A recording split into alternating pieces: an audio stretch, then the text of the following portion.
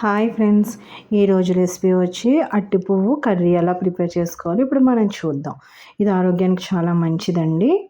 Liver problem ఉన్న వాళ్ళకి కూడా ఇది చాలా మేలు చేస్తుందండి. ఇది ఏ అరటి పువ్వుతోటైనా చేసుకోవచ్చండి. కూర అరటి పువ్వు అయితే కొంచెం టేస్ట్ బాగుంటుంది.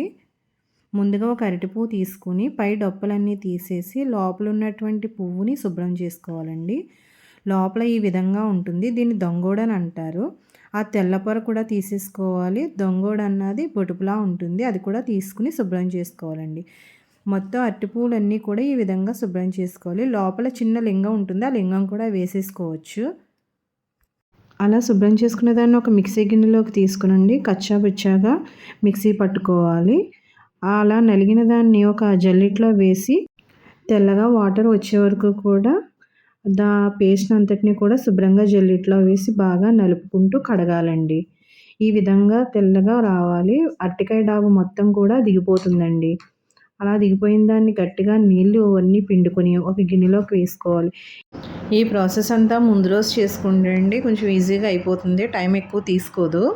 ఇప్పుడు కర్రీ ప్రిపేర్ చేసుకుందామండి. దానికి కావాల్సినవి వెల్లుల్లిపాయలు, పచ్చిశనగపప్పు, ఆవాలు, జీలకర్ర, మినప్పప్పు, ఎండుమిర్చి, కరివేపాకు, పచ్చిమిర్చి, నానబెట్టి ఉంచినటువంటి చింతపండు, ముందుగా మనం తీసుకున్నటువంటి అరటి పువ్వు పేస్ట్ అండి.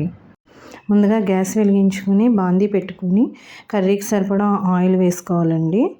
ఆయిల్ హీట్ ఎక్కిన తర్వాత కొద్దిగా వేరుశనగలు వేసుకుంటే టేస్ట్ బాగుంటుందండి. ఈ విధంగా వేరుశనగలు వేగిన తర్వాత వెల్లుల్లిపాయలు వేసుకోవాలండి. వేసుకొని కొంచెం అవి కూడా బాగా వేగనివ్వాలి. తర్వాత పచ్చిమిర్చి కూడా వేసుకోవాలి. పచ్చిమిర్చి కూడా వేగిన తర్వాత పోపు దినుసులన్నీ కూడా వేసుకొని బాగా వేగనివ్వాలండి. ఈ విధంగా వేగిన దాంట్లో కొద్దిగా కరివేపాకు కూడా వేసుకొని కొంచెం చిటపటలాడనివ్వాలండి. దానిలో చిటికెడు పసుపు కూడా వేసుకోవాలండి. తర్వాత ముందుగా మనం నానబెట్టి ఉంచినటువంటి చింతపండు గుజ్జును కూడా వేసుకొని కాసేపు ఉడకనివ్వాలండి. ఇలా ఉడికిన దానిలో ముందుగా మనం రెడీ చేసి పెట్టుకున్నటువంటి అరటిపువ్వు గుజ్జును కూడా వేసుకునండి ఒకసారి బాగా కలుపుకుందామండి. అలా కలిపిన తర్వాత అండి రుచికి సరిపడా సాల్ట్ కూడా వేసుకుని ఒకసారి కలుపుకొని మూత పెట్టుకుందామండి. బాగా మగ్గనివ్వాలండి దీన్ని. అలా మగ్గిన తర్వాత అండి ఒకసారి మూత తీసి బాగా కలుపుకుందామండి.